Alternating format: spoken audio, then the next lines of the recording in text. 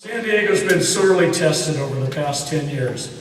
There were times when we shined, pulling together as one community with a bottomless capacity for hard work and selflessness.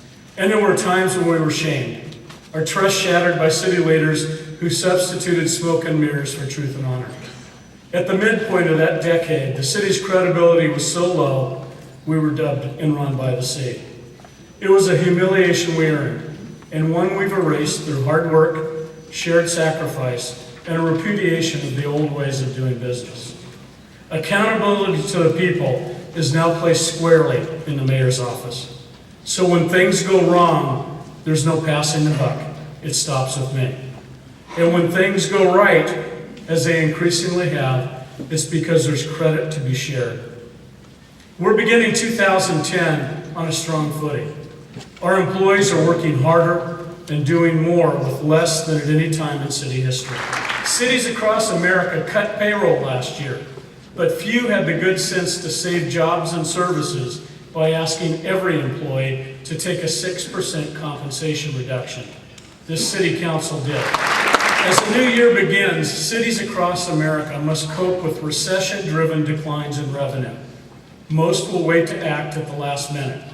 Our city council was proactive, adopting its new budget 6 months early to lessen the impact of those cuts by spreading them over a longer period.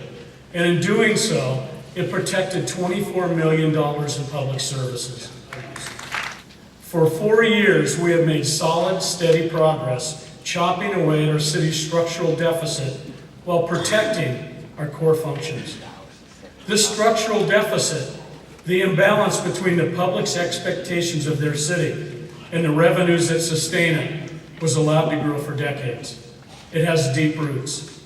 The notion that it can be toppled with one stroke may be alluring, but we will not be so foolish as to exchange one untenable plan for another.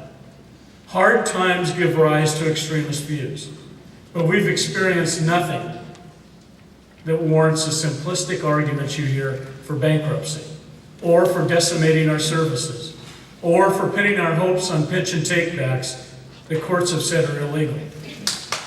And today, the ratio of general fund employees to residents is at its lowest level in 4 decades. When we put our 18-month budget in place, this city council and I made a commitment to develop solutions to finish the job. We must be a city with a single agenda, to live within our means, honestly, without expecting somebody else to pick up the tab. Before that 18 months is over, I will have come back to you with a plan to resolve the city's structural deficit. That's what the taxpayers want me to do, and I'll do it. But no actions we take to build our future are secure so long as Sacramento has the power to balance its budget by stealing from ours. We have begun circulating a statewide initiative to stop Sacramento from balancing their budget by hijacking local funds meant for street repairs, transportation improvements, and redevelopment projects.